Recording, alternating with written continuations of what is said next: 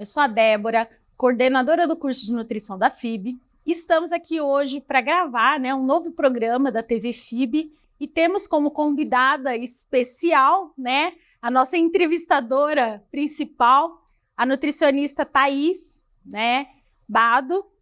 Muito obrigada por ter aceitado esse novo projeto. E hoje, em especial, a gente vem para quê? Para falar de um assunto muito importante, que aconteceu no mês de maio, que é sobre as doenças inflamatórias intestinais. Esse programa visa o quê? Trazer para vocês sabor, e saberes. Muito obrigada, Thaís, por ter aceitado esse convite e estarmos aqui hoje, no dia de hoje. Obrigada, Débora. É sempre uma alegria, hoje desse lado aqui. Aí também trazendo um pouquinho do meu conhecimento. Eu sou nutricionista há mais de 23 anos, atuo em nutrição clínica, sou docente aqui da FIB desde 2016, que é uma alegria, um prazer. E fala desse assunto, um assunto tão importante e ainda negligenciado por conta, muitas vezes, da dificuldade de diagnóstico das doenças inflamatórias, principalmente da doença celíaca. Exatamente, eu falo que é uma polêmica, e no último mês a gente acabou falando e tendo muitas informações e às vezes, informações meio que truncadas, onde as pessoas ficam esperando algo e aí a informação não chega da melhor maneira possível. Então, falar um pouquinho dessa doença é extremamente importante. Sim, a doença celíaca, ela é uma doença que momentaneamente ela está sendo estudada mais a fundo, estudada assim, pesquisada e levantando questionamentos sobre o diagnóstico dela, de maneira mais precoce. Por quê? A gente observa em clínica a dificuldade, muitas vezes, do profissional e entender que talvez seja uma doença celíaca aqueles sintomas, porque os sintomas são vários, Débora, e eles podem, a pessoa às vezes associa só com uma diarreia, O celíaco ele pode ter como sintoma principal uma diarreia muito intensa, com cólica, com muitas dores, mas também pode apresentar obstipação, a constipação intestinal, que é intestino preso. Ele pode, às vezes, só demonstrar ali um sintoma como um diagnóstico da anemia, uma anemia profunda, queda de cabelo. Então, às vezes, há uma confusão nesses sintomas e, às vezes, o profissional ele pode demorar, o médico pode demorar para fazer esse diagnóstico e comprometer muito a qualidade de vida desse paciente. E é interessante o que você falou com relação à diarreia, constipação. Às vezes, o paciente fala assim, eu tive diarreia, mas não é nada. Foi alguma coisa que eu comi, deu uma alergia, uma intolerância, que eles não sabem a diferença, que eu acho que é uma das coisas para a gente colocar, uma intoxicação alimentar. Uma virose. Virose. Então, isso acaba dificultando o entendimento dos sinais e sintomas também, Sim, como você falou, tem várias apresentações. Então, vamos primeiro falar o que é essa doença celíaca. Que é essa doença que é um problema com a gliadina, com glúten, por conta da redução ou a não existência da gliadina, que é essa enzima que vai auxiliar nessa digestão dessa molécula, dessa proteína do glúten, que está presente na aveia, na centeio, na cevada, no trigo, e a gente encontra trigo em todos os alimentos praticamente, em bebida alcoólica. Então, esse indivíduo ele pode ter uma doença celíaca clássica, que é aquela que acontece na criança, de 1 a 3 anos já é o diagnóstico, que vem realmente com uma diarreia, com dificuldade de crescimento, desenvolvimento, cólica. Então essa é a mais clássica. Inclusive pode levar à morte por conta da criança ter esse comprometimento de desenvolvimento, então é bastante sério. Nós temos a doença celíaca não assintomática, que você realmente não tem sintoma, tem a não clássica, que é aquela que você tem sintomas diferentes, então aquela que você tem intestino preso, fadiga, cansaço excessivo, emagrecimento, e você fala, tô cansado demais, tô com o intestino preso, você às vezes não vai, você vai para o meu próprio médico, ele vai falar, bom, cansaço excessivo, intestino preso, não vai associar muitas vezes a doença celíaca. E aí não faz o diagnóstico correto da doença. Tal coisa. Você vai lá ficar 6 meses, aí você sentindo esse mal-estar. Então, por isso que é tão difícil essa identificação. E esse não assintomático é aquele que não sente realmente nada, mas que provavelmente tem algum celíaco na família. Então, se você tem alguém na família, faça um exame, né? Que pode ser uma endoscopia, né? Uma endoscopia, até o exame de sangue pode ser diagnosticado, alguns exames de sangue que você vai ver se é uma alergia ao glúten, ou se é uma intolerância, ou se você realmente é o celíaco, que é aquele que tem a doença autoimune, porque a doença celíaca, ela é autoimune, é o próprio corpo combatendo, né? Então, destruindo as vilosidades intestinais. Então, é complexo? Sim. O diagnóstico é complexo, os sintomas são complexos e o tratamento é complexo. Acho que é bem, você está colocando de uma forma bem didática, digamos assim, porque as pessoas têm uma dificuldade muito grande em conseguir achar esse diagnóstico, né? Até os próprios profissionais, para chegar a pedir, né, uma endoscopia, uma colonoscopia, principalmente com biópsia, Sim. né, para saber se realmente é ou não é. Até você chegar a isso, quanto que esse paciente já sofreu ao longo da vida, porque quando é pequenininho, né, você já faz o diagnóstico precoce e você consegue resolver, mas às vezes você passou a vida inteira, né, com esse problema intestinal e aí você não sabe, né, você considera como normal, né, meu intestino sempre foi preso, ou meu intestino sempre foi assim, e na realidade não é o que é considerado dentro, né, de uma normalidade. Né, o ideal é você investigar quando nós temos os dois extremos, uma constipação frequente ou uma diarreia frequente. Eu acho que isso que é o mais difícil, né? É você ter essa questão meio assintomática. Isso acho que é o quadro do paciente que sofre mais. Que realmente, quando você tá, eu vejo pacientes que falam, nossa, uma cólica intestinal que eu não consigo, eu tenho que correr pro PA. Então é uma coisa tão explosiva que a pessoa, ela busca o gastro, ela busca o proctologista, ela fala, não consigo trabalhar, não consigo viver com essa dor. Então você corre, não que de repente vai ser o diagnóstico fácil, mas você tá ali atrás. Quando você tem sintomas mais, ou não tem sintomas, ou é uma coisa muito sutil, você vai levando, você vai tomando um remedinho para amenizar isso, um medicamento para aquilo, e aquilo vai crescendo, piorando, e assim, aí começa a queda de cabelo, porque quando você tem esse comprometimento da microbiota intestinal, né, das vilosidades, é onde faz a absorção, você não absorve proteína adequadamente, você não absorve ferro adequadamente, aí começa a queda de cabelo, perda de peso em massa muscular, e aí você vai meses pensando o que pode ser aquilo, aí você vai no dermato, para ver cabelo, aí o dermato também não é o médico que vai diagnosticar isso, ele vai tratar o foco na área dele, né? Então, por isso que o nutricionista é um profissional que pode auxiliar, a gente não faz diagnóstico, não vai fazer diagnóstico de doença celíaca, exatamente. Mas uma luzinha pode acender, então você fala assim, olha, como é que tá isso? Porque nós rastreamos, né, uma anamnese, que eu falo que acho que a anamnese mais completa da área da saúde é do nutricionista. Eu falo, ô profissional curioso, por quê? Porque pergunta tudo. A gente tem que avaliar do fio de cabelo até o dedão do pé, né? Exato. Então, aí você vai perguntar do intestino, te pergunta a cor das fezes, o odor. Mas tem isso? Tem, né? O formato. Você rastreia tanto aquilo, porque uma coisa é o intestino funcionar e outra coisa é ter saúde intestinal. São coisas diferentes. Então, o nutricionista tem a chance de falar, olha, tudo que você está falando, acho que talvez também passar por um profissional gastro, por exemplo. Então, nós podemos encaminhar para o profissional. Por isso a importância do profissional saber a fundo certas patologias, né, de acordo com o seu nicho, para quê? Para poder auxiliar, você não vai diagnosticar, mas você pode acender uma luzinha. E eu acho que um ponto importante, né, a maioria das pessoas acabam falando assim, você acha que eu vou ficar olhando meu cocô? Né? Eu nunca parei para pensar nisso. E na questão das doenças, né, intestinais, é a primeira coisa, exato, porque é sinal se está tendo ou não absorção dos nutrientes. Isso. E isso vai refletir, né, de alguma maneira na vida desse paciente, né? Às vezes tem um quadro de anemia, não sabe de onde vem a anemia. Aí a gente investiga se come, se não come, ele come, mas esse ferro não está sendo absorvido de forma direita. Então, assim, na realidade é muito importante ter essa noção, né? Sim, e as pessoas, olha, vou contar rapidamente eu tenho um paciente de 12 anos celíaco, e como que foi essa conversa? Ele apresentava alguns sinais e sintomas, e aí eu falei, como que são as fezes, né? Perguntei para a mãe falou, não sei, faz muito tempo que eu não observo, né? E ele também não. E aí ele passou a observar e identificou um muco branco nessas fezes, que não é normal, não pode, né? Porque esse muco, ele já caracteriza uma inflamação intestinal, alguma coisa está errada, então você está perdendo ali muita coisa na absorção, e aí eu encaminhei para o médico especialista e realmente foi diagnosticado. E eu acho que você falou uma coisa, um ponto muito importante, porque a maioria das pessoas não olham as fezes, né? O cocô. Você fala, quando é pequenininho, você fala, vamos dar tchau pro cocô.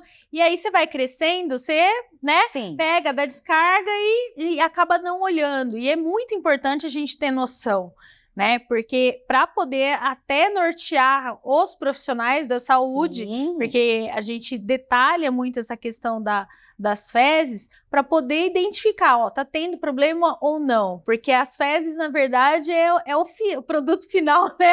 Se houve ou não a absorção dos nutrientes, né? Isso é extremamente importante dar essa dica, né? Porque as pessoas precisam realmente estar olhando e sabendo se está tendo alguma coisa errada, né, com elas ou não. Eu falo para os pacientes, o intestino, as fezes, fala muito sobre a nossa saúde naquele momento, então é muito importante.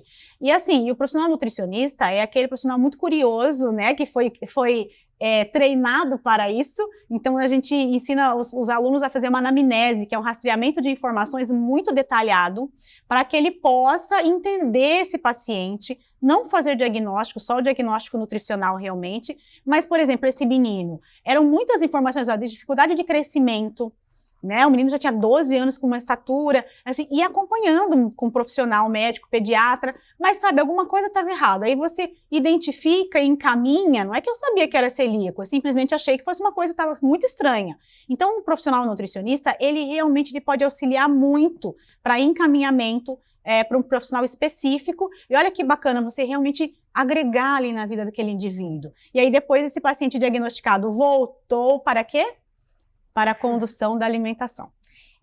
Que é um outro ponto, né, alto da doença celíaca e da maioria das doenças inflamatórias, né, porque tudo vai passar pelo intestino, e se a gente tiver qualquer problema, né, no intestino, isso vai levar a outras complicações da saúde, né, e às vezes a gente não faz essa associação entre intestino e saúde. Você fala assim, o que uma osteoporose pode ter a ver com uma doença celíaca? O que uma anemia pode ter a ver com uma doença celíaca? E, na verdade, é uma complicação, né? De uma má absorção que vai gerar problemas para o paciente de forma geral, né? Sim. Então, assim, é muito importante essa questão do tratamento, né? E aí eu queria que você falasse um pouquinho, né, com relação à alimentação e essa mudança, né, na alimentação, nesse estilo de vida que esse paciente vai ter que ter a partir de um diagnóstico, né? Sim, se esse paciente for realmente diagnosticado como celíaco,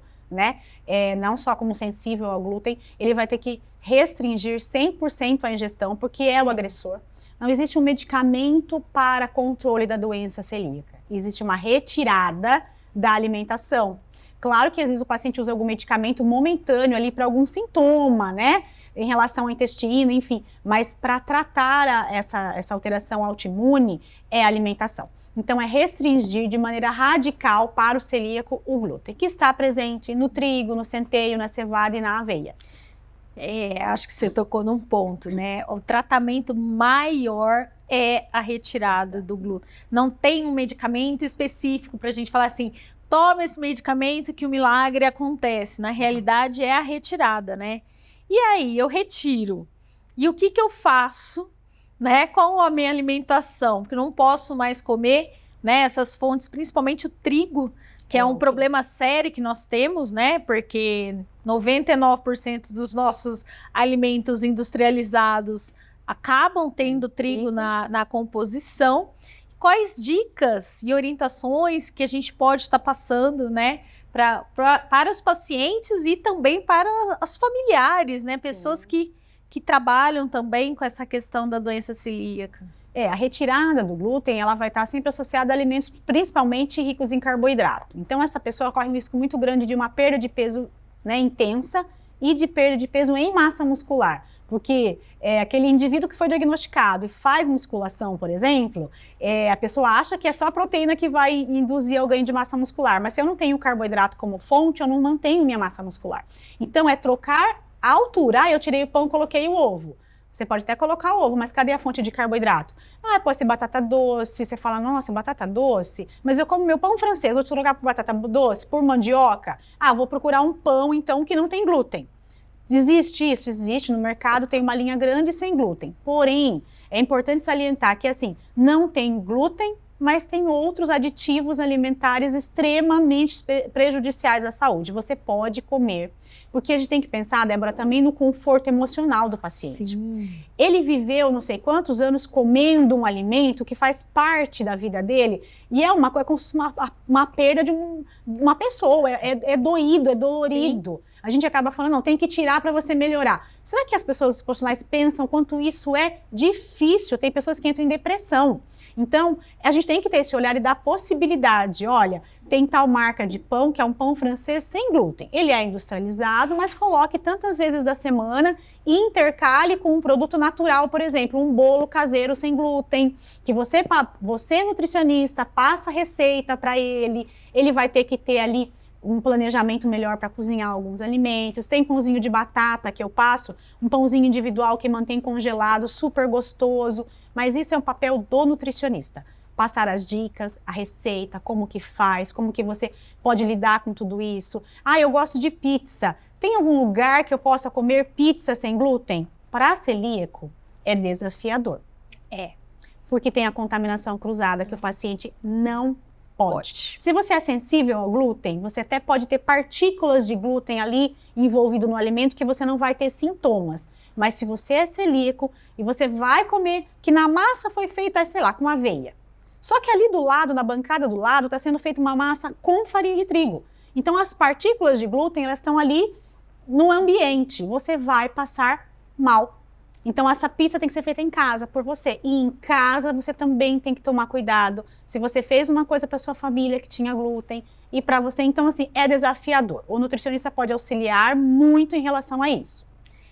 Acho que esse ponto é muito importante, porque os pacientes, eles vêm com muita dúvida.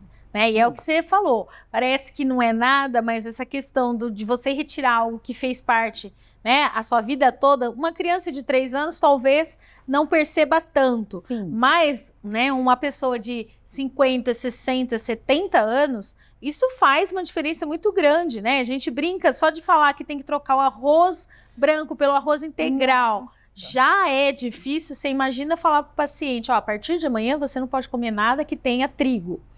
Né? E as pessoas associam muito o trigo só à questão do pão e do macarrão. Sim. E na realidade a leitura do rótulo, né, dos alimentos é extremamente importante. O que você poderia dar de dica para os pacientes estarem lendo no rótulo, né, dos alimentos? O que você falou é importantíssimo, porque já teve paciente que me mandou mensagem e falou assim, você não sabe, eu comprei um salame e estava escrito com glúten. Quando é que você vai imaginar que um salame tem glúten?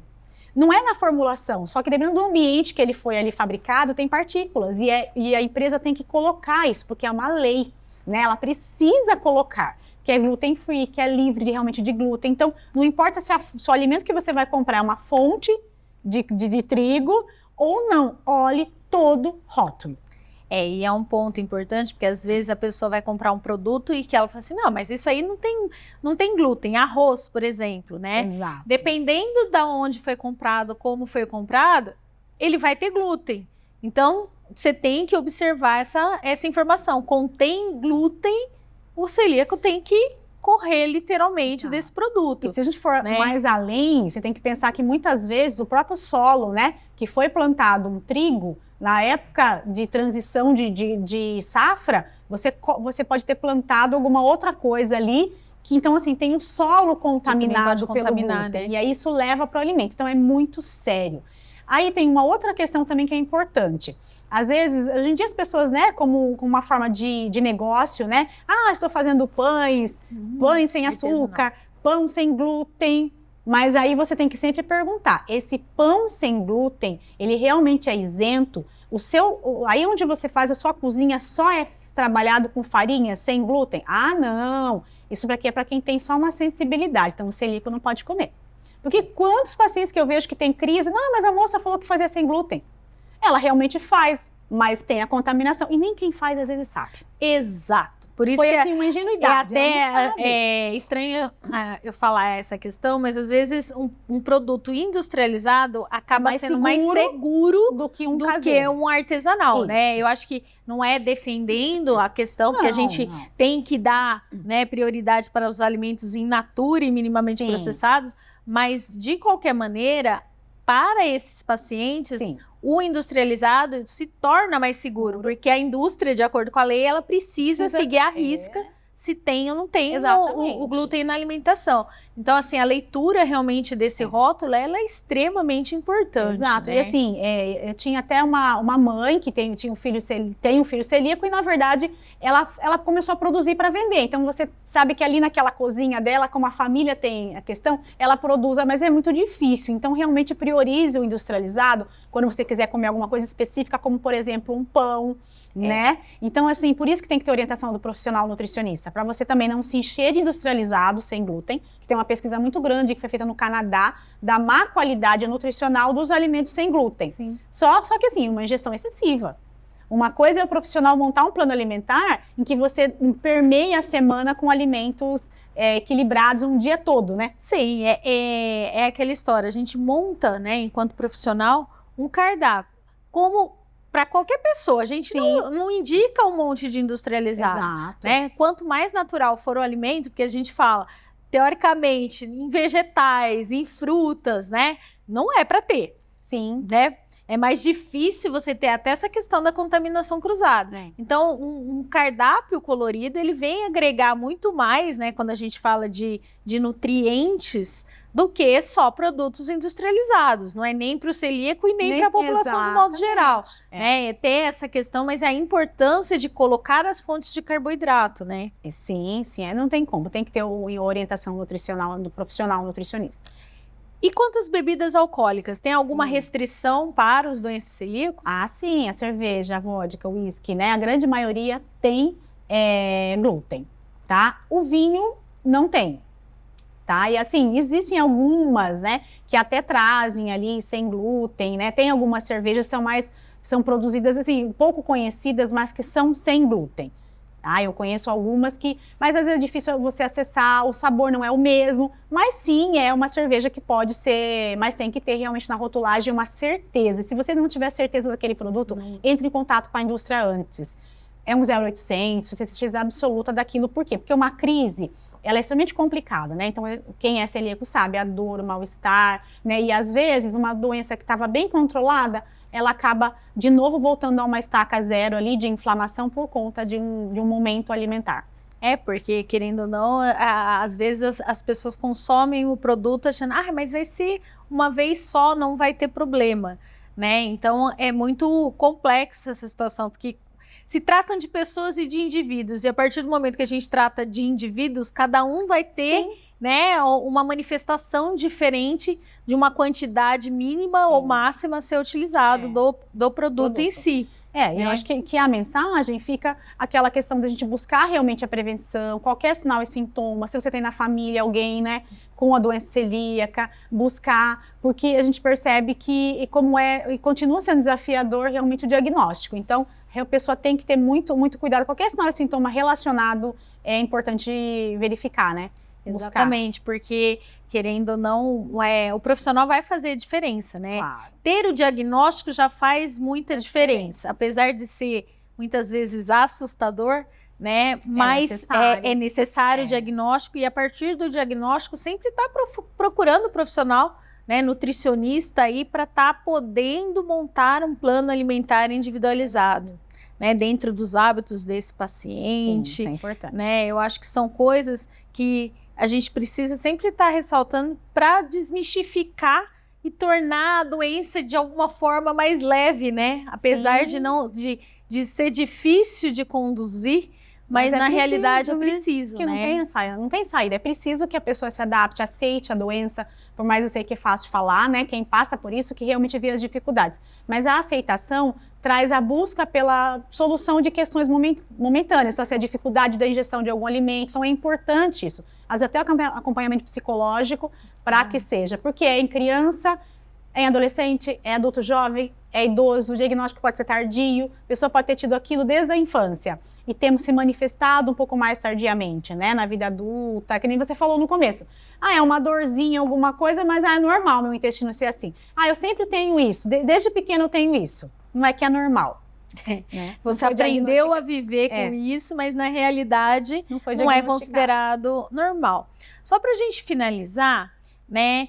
Que dica que você poderia fazer? Descobri que sou celíaco hoje, né? E aí eu tenho todos os meus utensílios dentro de casa, né? Sou celíaco e não é só uma questão da sensibilidade. Jogo tudo fora, né?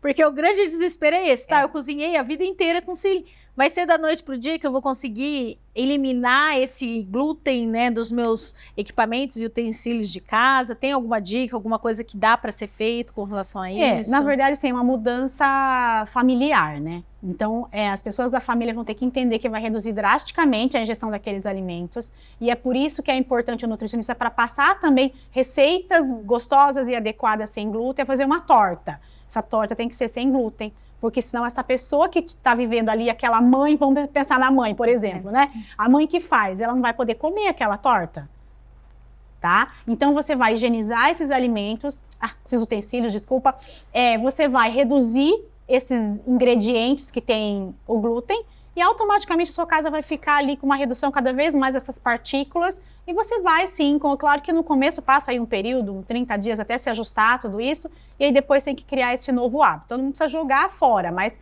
é preciso que tenha esse controle, essa higienização e a não utilização mais. Então é uma mudança familiar, senão aquele indivíduo ele nunca vai cessar esses sintomas e ele pode, que a gente acabou não falando, a doença celíaca descontrolada ela vai levar, além da má absorção, um risco de câncer intestinal, de linfoma, entre outros problemas, osteoporose, além do que a gente já falou, uma anemia, a gente meio que não dá valor para a anemia, só que a anemia é um quadro seríssimo de comprometimento dos órgãos, né, a médio e longo prazo, a ponto de levar à morte. Então nós precisamos entender, e a família tem que entender tudo isso para poder apoiar o familiar que esteja com a doença celíaca. Muito obrigada, Thaís, por ter aceitado, né, esse nosso convite, né, esse novo projeto também. Sim. Que você vai estar tocando aí ao longo do ano e que a gente possa trazer mais sabor e saberes para as pessoas aqui, né, nesse canal. Eu que agradeço. Sempre um prazer, uma alegria participar. Obrigada. O Sabor e Saúde fica por aqui e espero vocês no próximo programa.